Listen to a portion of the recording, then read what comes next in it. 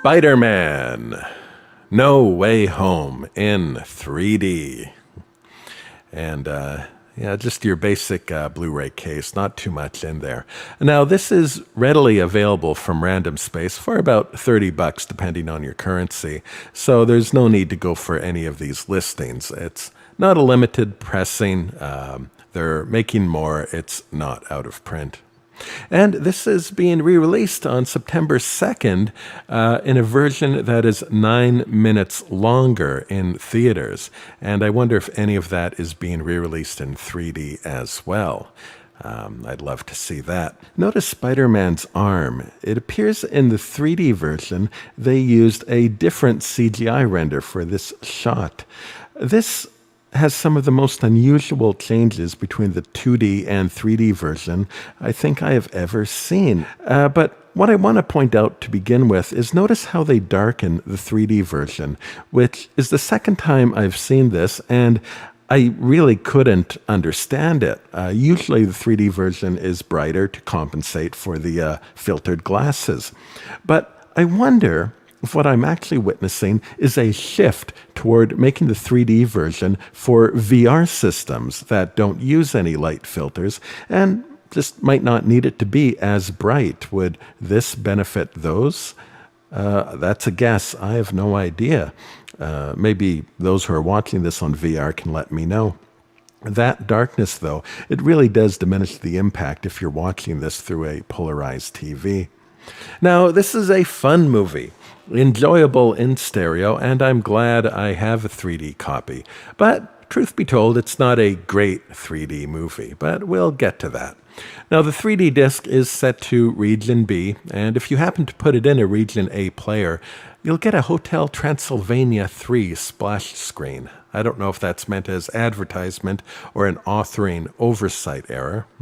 When you do play it on the intended player, you'll find the menu screen has its eyes inverted as well, unless Australians watch 3D backwards. But fortunately, it's not enough to impact your ability to navigate the options. And the movie itself plays fine. All right, No Way Home was the right movie at the right time. It came out just as theaters were slowly opening back up. In a way, society experienced its own version of Thanos' blip, and this movie was a light at the end of that tunnel. Although superhero movies are usually the best venue for stereo, this one isn't. It's largely a talking heads film. It leaps from scene to scene of dialogue. People talk at tables and rooms high up in the air, and even when there is a battle, it's largely fought with words, and the struggle is for understanding. So there's very little for the 3D to showcase. And it's wonderful to see Norm steal donuts in the background here, but the stereo doesn't really accent my experience of it. If anything, pushing that little humor into the background makes it easy to miss, and I actually didn't notice it until my third time watching this. What is unfortunate about this movie is when there really is something to look at, they never seem to take the opportunity. A large chunk of this movie takes place on scaffolding, which is normally prime rib for stereo effect. But here it's just sort of a drab background. It's very difficult to differentiate the metal from the night sky. Now, it might be that the lighting is working against the 3D. A great deal of this movie does take place at night, and 3D hates the dark. However, to compare it to a fight scene out of Shang-Chi, which was also at night, and we see there that they just push things further apart in that movie. Now, the best 3D moments here are when the actors are fairly close to the camera and just chatting about stuff. It establishes a comfortable disparity for the talking heads and then seems to make everything else relative to that standard. Very similar to a natively shot 3D film, such as the first Amazing Spider-Man. Compared this to what we see here. But natively shot 3D is dealing with limitation, and here it's a choice. When we go wide, we get very little 3D entertainment. A bird's eye view of big explosions are very shallow. These explosions, there's really only a few pixels difference between the left and right eyes. You might even be unaware that it's in stereo. Sometimes shallow is the best decision for a fast-paced 3D moment, especially if there's a shaky camera involved. However, the wide shots in this movie really don't fall into that category compared to Far From Home, which had a much more exciting 3D experience and really a lot more camera movement. I really craved seeing some of this from a God's eye point of view, or hyper stereo, as the 3D bunker like to say. I think the falling shot gives us a microcosm of the entire movie. Is the 3D any more or less than it was in Amazing Spider-Man 2? Not really. MJ seems to be on top of a largely flat background because it's dark and there's nothing much to see, but it happened so quickly that I'm not sure we could have appreciated it anyway.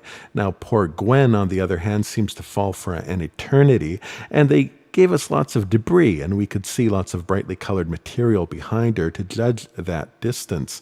One isn't done better than the other. In fact, MJ might even have more separation. It's just that there was more to see with Gwen. Part of the fun of these magic circles is being able to see into a doorway that has a different space than the world right behind it. But here we don't always get that. In fact, this shot, that circle is just a flat plane, so it looks like we're looking at a round poster. When Toby makes his appearance, the curtains in the room appear further away than the buildings behind him. And it's subtle, and it doesn't feel off in the moment, but it lacks the fun factor. The 3D is such a wallflower in this movie, geared toward being as unintrusive as possible.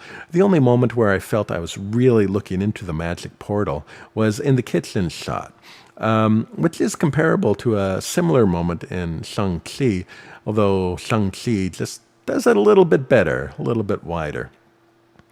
This shot would be impossible to film in native 3D. The robot arms are pushed out nicely, but right behind them, Norm and Peter have very little distance between them and the background. It helps keep the focus on what they are looking at, although I would prefer to see a little more distance here. Now, conversions are very good at giving the immediate foreground just a little extra bump and allowing the background to act as something as a curtain.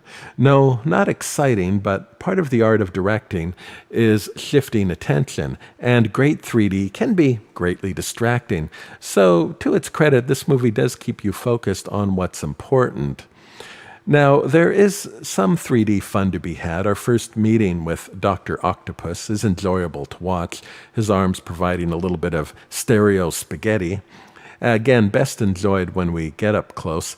This shot in particular naturally wants to be in stereo and executes well.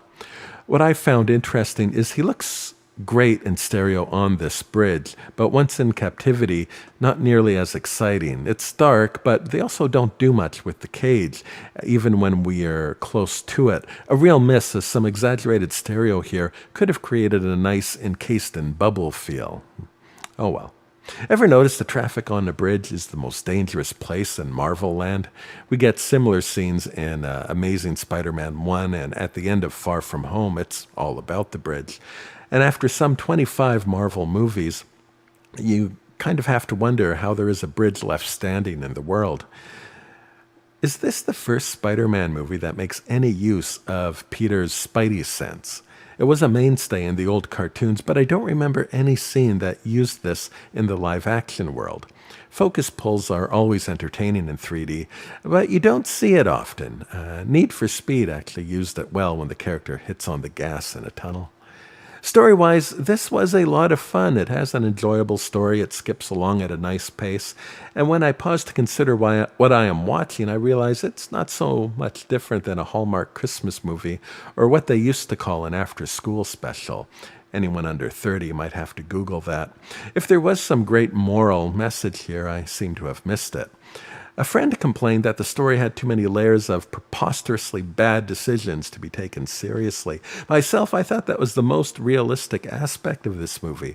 The road to hell is paved with good intentions, and no good deed goes unpunished. One of the harder lessons in life is learning that you can't always be the good guy or the problem solver. And once you get started down that road, it gets more difficult to change course because you feel even worse for not fulfilling the promise.